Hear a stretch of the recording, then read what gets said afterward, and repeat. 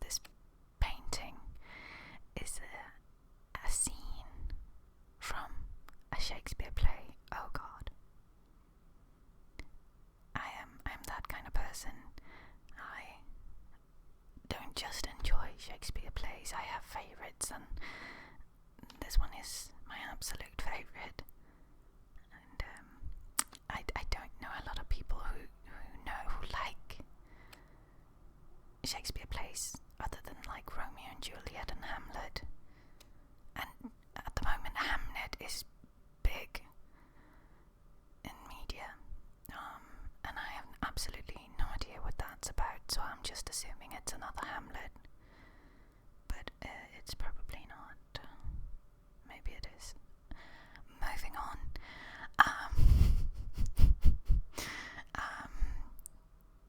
So this is a scene from the Shakespeare play Twelfth Night. It also it has like more of a title, but I don't remember. It's like "Or What You Will." I think that's actually it.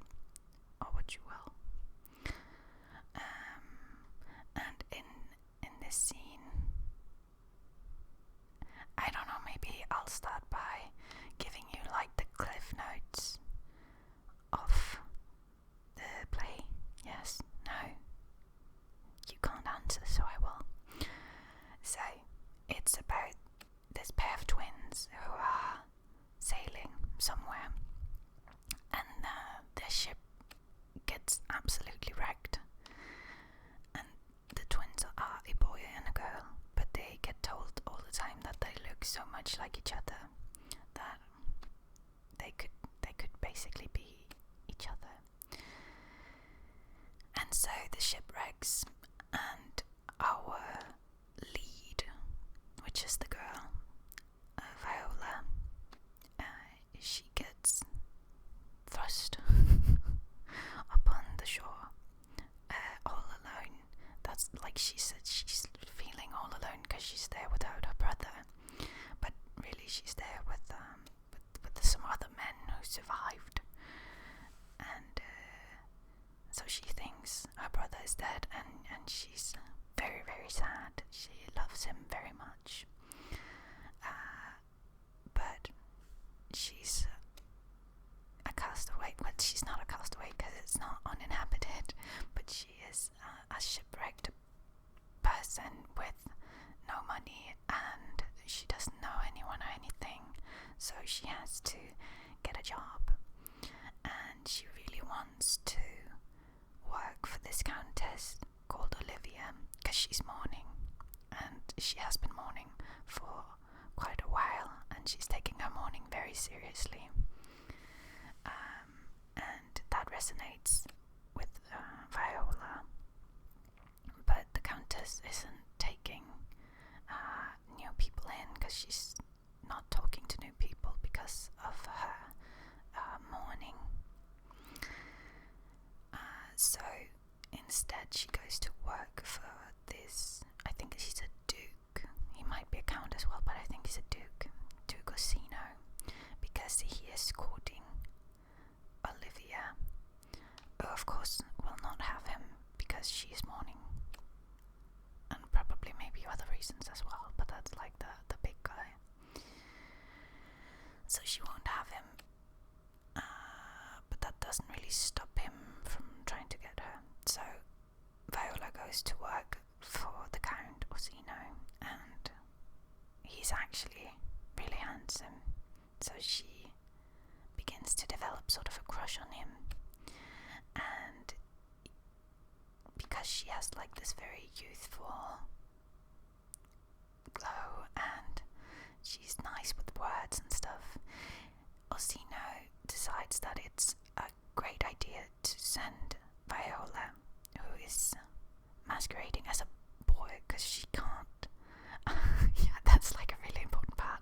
She pretends to be her brother because she can't work for Orsino as a woman, so she goes by her brother's name, which is Sebastian. So Orsino decides to send Sebastian to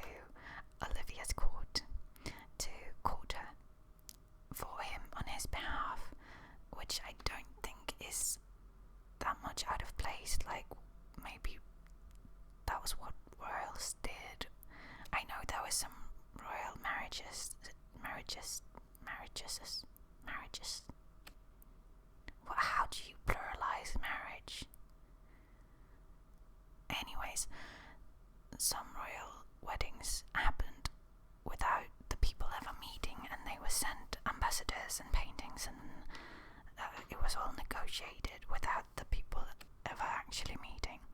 So I don't think it's that weird that he sent Sebastian to court Olivia for him.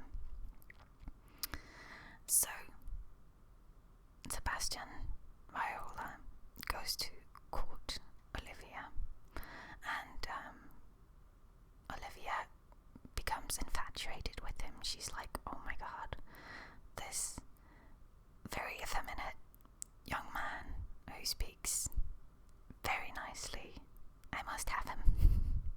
But of course Viola doesn't want Olivia because she's a woman and because she is interested in Orsino. We don't actually get to see a lot what happens at Orsino's court.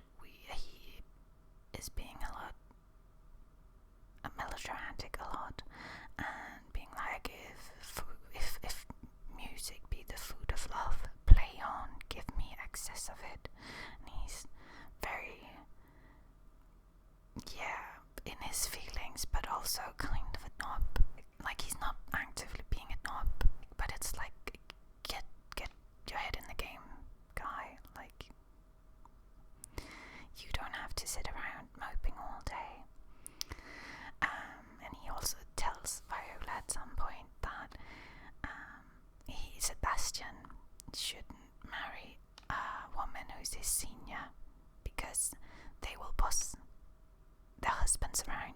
Older women boss their husbands around. But if Sebastian chooses a wife younger than him, he can mold her and shape her and make her obedient. Like, what the heck? But yeah, Olivia's court is a whole other matter. There is so much going on. She has an uncle, Uncle Toby, who is a drunkard, and he has a friend, Sir Andrew something, who is there to court Olivia, but mostly just is a major fool. Like, at one point, Toby is like, you should talk to this woman. You should, Olivia has this gentlewoman, Mariah, and Toby is like, accost her, go to her, and somehow Sir Andrew is like, Lady Accost, which that's not, first of all, she's not a lady, and second of all, Accost is like, go to her, attack her, do something. And he's like, oh, that's her name, Lady Accost. So he's very stupid.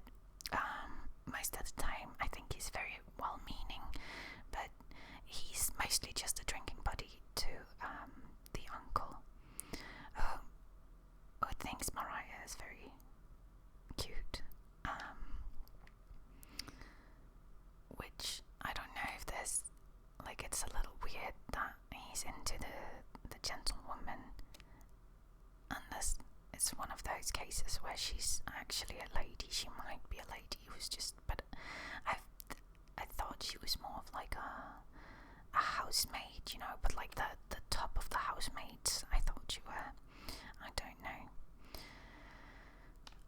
So the only real important character we haven't talked about is Malvolio, who is the steward of Olivia's house.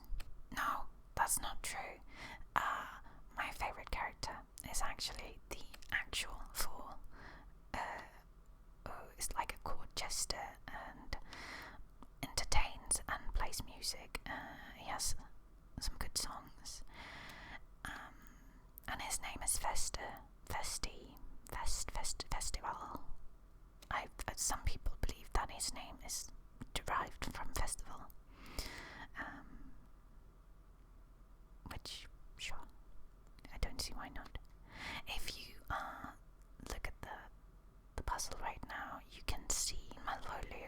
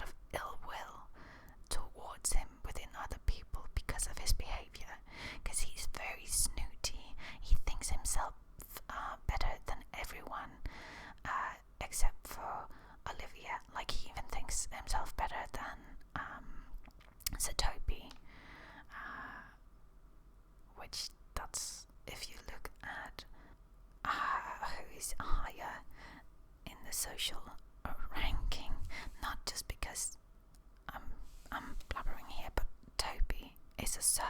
He's obviously of some noble lineage, and he's also Olivia, who's a countess. He's her uncle, so Malvolio is just some lowly commoner who happens to have the highest position within Olivia's house. So, but he thinks him better than everyone.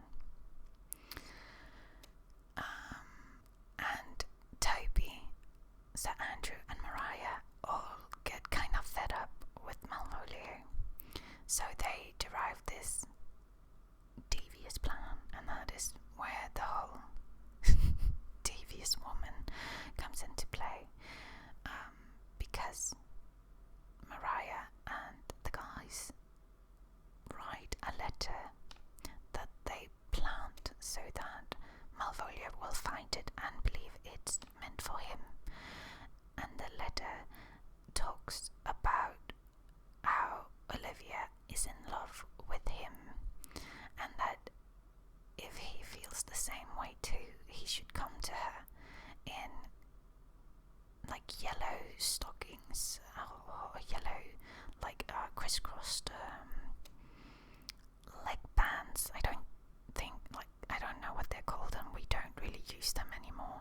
I don't know if they were used to like hold up your hosiery and stuff, but he's supposed to come to her looking stupid, because that's what like. I don't think yellow was a colour that was meant for him. It's maybe more like for younger girls or women, or I don't know. It's meant to make him look silly. And he's like, oh my god, I knew it. I knew she thought this highly of me. I knew she wanted me all along. And he says something like, there's a pretty famous line about some people are born to greatness, and some people something about greatness, and some people have greatness thrust upon them. So he's like, I will be the count. I will marry her. I will make this estate great again. I'm gonna be amazing. I was born. No, obviously not that he was born for this, because he's saying he's having it thrust upon him, but in the way he's talking about it, it's like, this is fate. This was meant to be. I'm having this happen to me now. And so he goes to meet Olivia in the garden, and he's this love-struck fool, and she thinks him mad. She thinks he's absolutely crazy. He's lost all of his marbles. So she asks that he be locked away, that he should not be allowed out. And like, so the scene here is where Malvolio is like, I love you. I know the message is from you. We will be great. I knew you love me. Blah blah blah. And Maria is in the background, unbeknownst to them, and she's sniggering because her plan worked. He looks like a fool, and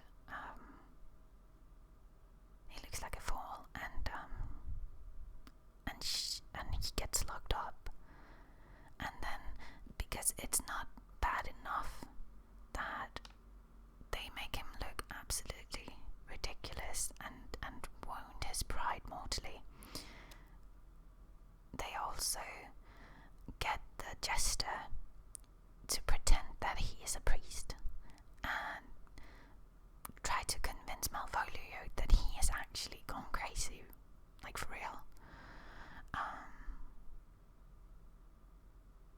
And it's really upsetting. I feel so bad for him. Like, he definitely deserved to learn his lesson and to know that he was reaching beyond the stars, at least in the way he was doing it, and being snooty will have people harbor ill will towards you. But it's a bit much to convince a man that he's gone mad. But while that is going on, Sir Andrew, who's technically Countess Olivia has word that Olivia is into Viola, and so he challenges Viola to a duel, thinking she's a man, of course. And Viola reluctantly accepts, because what she's supposed to do, she's supposed to guard her honor,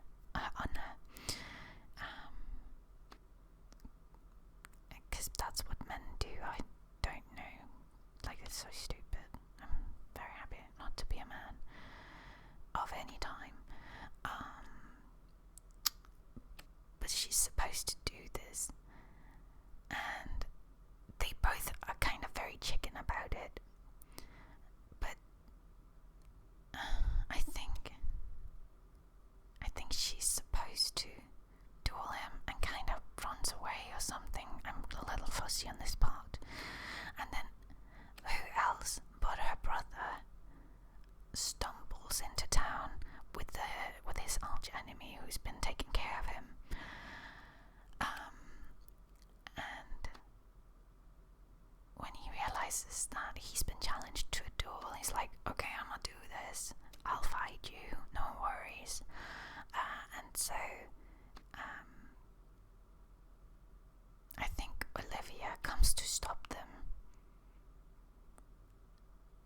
I'm sorry, I'm a little hazy on this part, but Olivia finds Sebastian, and she's like, come marry me. And Sebastian, who doesn't know who this woman is like, yeah, sure, you're beautiful and wealthy, why not, what's there to lose? And so they get married, but he runs off, I think, to save his friend and arch enemy, because his sister is told of this. Wait, no. Antonio, the arch enemy of Sebastian, asks for Viola's help because he's been arrested for something I don't know. That's not very clear to me. And he's like, help me please. And Viola's like, I don't know you, I don't want to help you. And he says her name, Sebastian, and she's like, oh, maybe my brother is alive. Bum bum bum. But yeah, then Olivia and Sebastian get married, and then Olivia sees Viola because Sebastian is gone somehow, and she's like, oh, that's my husband. But then Orsino, the Duke, shows up, and he's like, you betrayed me, you were supposed to get her to love me, and instead you got her to love you, and you married her, I hate you. But then Sebastian shows up, and everybody's like, oh, it was a big mix-up. And then Orsino realizes that he loved Viola all along, now that she's a woman. So that's stupid. And also Toby and Mariah got married, and Malvolio gets to write a letter to the Countess Olivia explaining that he doesn't think he's crazy, and after he's been told that it was all a practical joke and kind of wrong, he is let out, and he leaves because everybody's in a happy couple. Well, I guess except Sir Andrew, but he's so happy-go-lucky that it seems like he doesn't really mind. He's no one, nothing. So yeah, those are my cliff notes. Please don't use them for anything, because I cannot guarantee that they're actually that usable. This is from memory. I might be very wrong. Yeah, but this beautiful picture, of course, was painted by a Brit, and originally this man came from Germany to Britain, and when he was born he was called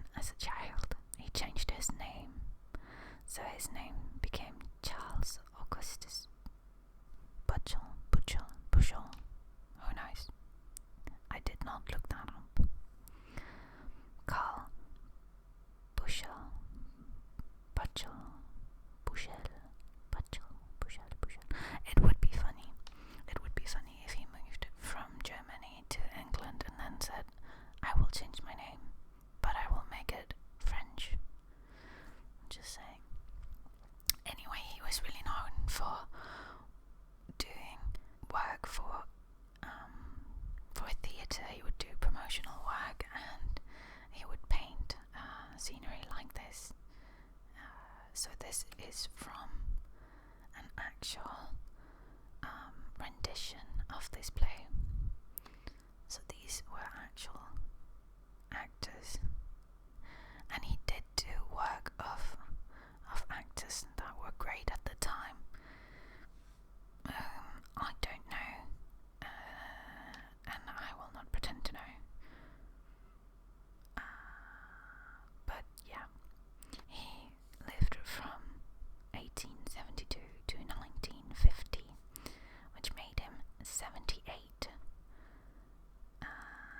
And he did do paintings of these actors who were big stars of this era, like Lily Langtry,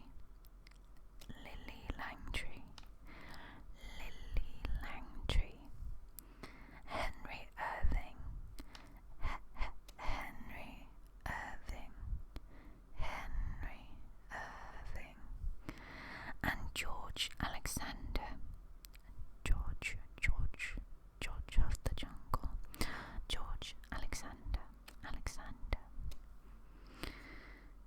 Yeah, so that's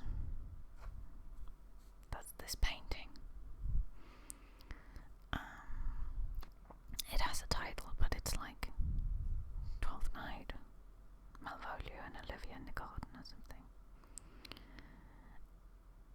It will say in the description what the name of this picture is, because I cannot be bothered to look that up right now. I've just told you a summary of the entire play. You will just have to trust me that it's somewhat the title. Now, how do I know this play best? Did I read it? Absolutely. Are plays meant to be read and not watched? No, you are supposed to watch plays to really get the essence and the flavour and the dirt of them. So, my favourite rendition is a movie from 1996 starring bloody murder. Why do I remember everything all the time, and then the moment I have to open my mouth, it's gone. Well, I think Malvolio. No. Yes. No. Jesus. Well, so Toby is played by Mel Smith, who's the guy behind Mel and Kim, who did the 1987 version of Rocking Around the Christmas Tree.